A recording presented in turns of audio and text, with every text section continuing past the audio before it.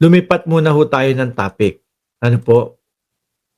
Yung kay Roque, mga kababayan, Matapos ko siyang ma-meet, ayan, nawindang po si Roque. Nagulat, no? Yung isang beses na sinabi ni Roque, mga kababayan, hindi na daw pinapapasok si, pangalan nun, si Hanilet. Hindi na daw pinapapasok si Hanilet, mga boss si Pamoser, o hindi na nakakabisita kay dating Pangulong Duterte, si Hanilet, mga kababayan. Bakit kaya? Hiniwalayan na din, mga bossi? Ako ho, mga boss, kung ako ang lalagay sa sitwasyon ng dating Pangulong Duterte, tapos merong ano tawag dito? Merong mga pagdalaw. Mas uunahin ko pong sabihin na, si Hanelet, siya na lang ang dumalaw everyday. Siyempre, mas yun ng ano di ba? Hindi kaya ayaw na din ng magkakapatid na mga Duterte na pabisitahin si Hanelet kay dating Pangulong Duterte. Bakit ho, mga kababayan? Di ba nakita natin doon sa mga balita at doon sa mga kumakalat na yung magkakapatid na Duterte, parang binaliwala na din si Hanilet eh. Biruin mo sasabihin, lahat sila, no? Mga girlfriend lang sila. Akala ko nga ho nung una, mga boss, si Hanilet at si Kitty Duterte ang talagang, kumbaga, pag itinuturing na kapamilya nila at yung mismong talagang kasama na sa pamilya. Tapos maririnig mo ganun. Venus Lababaw o Labaw, shoutout sa iyo. Di ba? Ngayon, eto pa si Roque. Nabigla daw ho si Roque. Bakit kaya, mga kababayan? Pakinggan natin. nagulat nga ako. Bakit nga? Miss ka kami, nagugulat kami eh. Bakit, Roque? Ulit, ano? Tuloy. Nagulat nga ako. Nawindang ako sa nanggagaling yung... Buti hindi mo sinabi na bakla ako.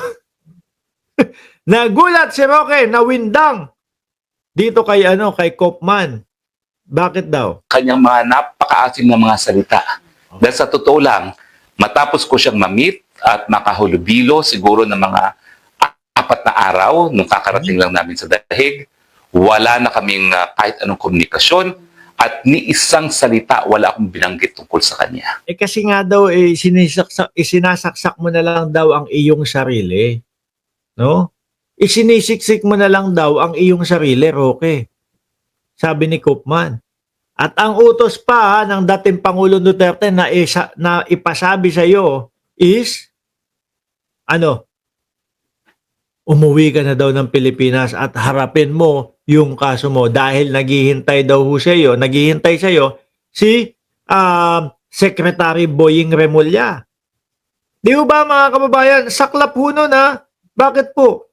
Sa haba-haba ng panahon na si Roque ay sumusuporta sa dating Pangulong Duterte, tapos ngayon po, wala na silang mapiga kay Roque, umuwi ka na lang, Roque, bahala ka na sa buhay mo. Saklap po nun, mga kababayan. Baka, siyempre, yung iba dyan, yung mga ibang mga nagtatanggol at sumusuporta sa dating Pangulong Duterte, baka magulat pa kayo na bigla din kayong iwanan. Kagaya ng kay Roque. Biruin nyo yun. Sabi ni Max Safe, siyempre iiwas si Kopman sa'yo. Alam mo, baka yan, basahin nyo na lang po yung minessage yung kinomento ni Max Safe. Tuloy, Roque.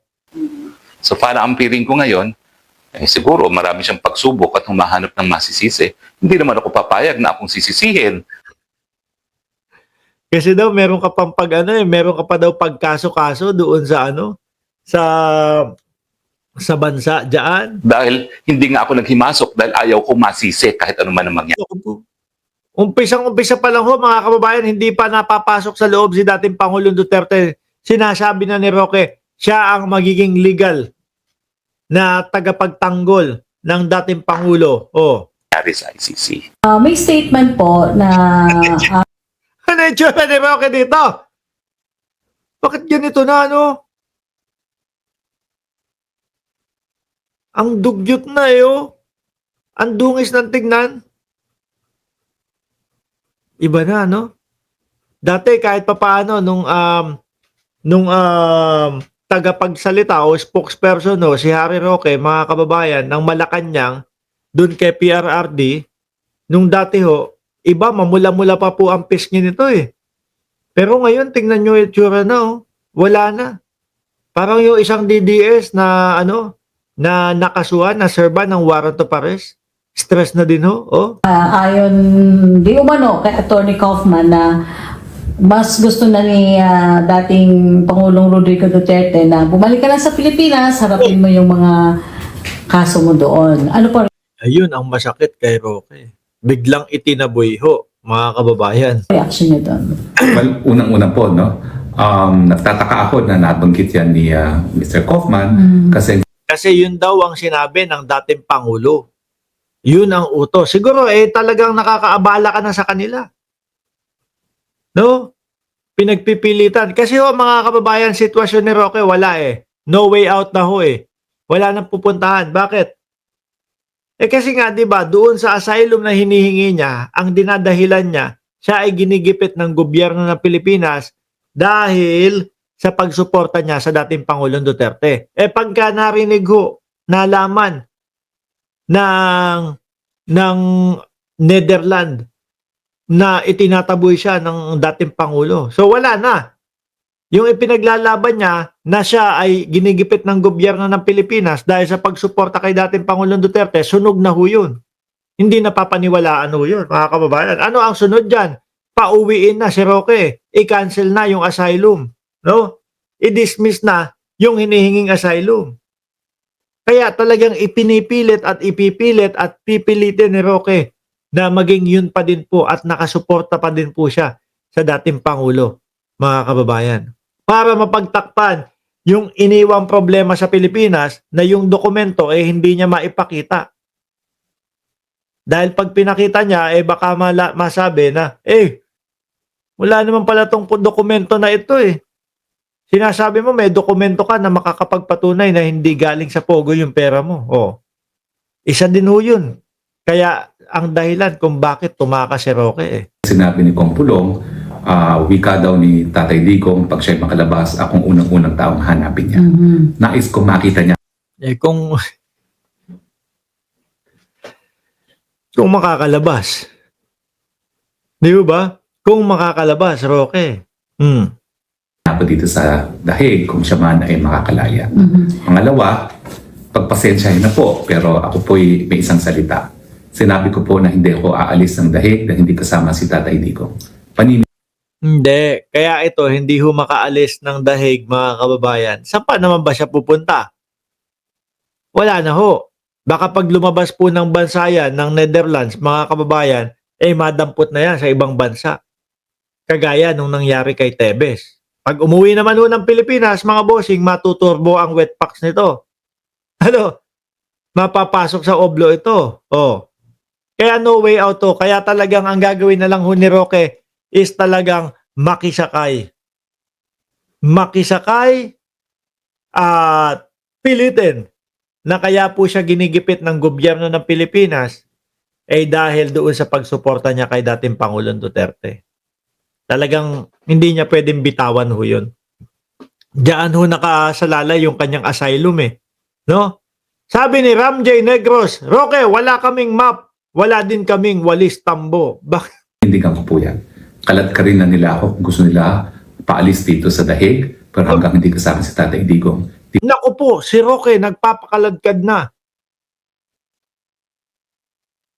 Ano to? Ang gandang thumbnail ito. Roque, nagpapakaladkad na palabas ng Hague. Diba? Huwag mong hintayin yun, Roque, dahil malapit-lapit na din yun. Kawawa naman din ho, mga kababayan. Kaya lang, ginawa ho nila yan No, kailangan ho nilang panindigan yan. Kailangan ho nilang harapin ho yan. Daming kinakalawang na tubo sa oblo. Sabi ni Joel Q ng Ceresa family. Ang ending nito si Roque, mga bossing, siguro sabihin na natin 1-2 taon na nakaganyan yan. Ang ending ho niyan, mga kababayan, is dun din po. Sa oblo din ho, mga boss Chipamu, sir. Sabi ni Mabel Kinjo, pinapauwi na si Roque. Uwi ka na, Roque! Kumanta ka na lang. Makabawi man lang sa pinaghirapan mo ipagtanggol. O biruin mo, hirap na hirap siyang ipagtanggol. Tapos mga kababayan, ayun, sasabihin lang sa kanya, umuwi ka na. Hindi ka namin kailangan dito. Sakit nun. Di ba? Ang sakit nun. Oh. Anyway, mga boss chief mo, sir, inaantok na ako inantok ako dahil doon sa masahe. Do? Magpapaalam na muna ako sa inyo. Magkita-kita tayo mamayang gabi dahil meron pa tayo ditong dalawang topic na idadagdag po para doon. Siguro 10 ang topic natin mamayang gabi. Maraming salamat and God bless po sa ating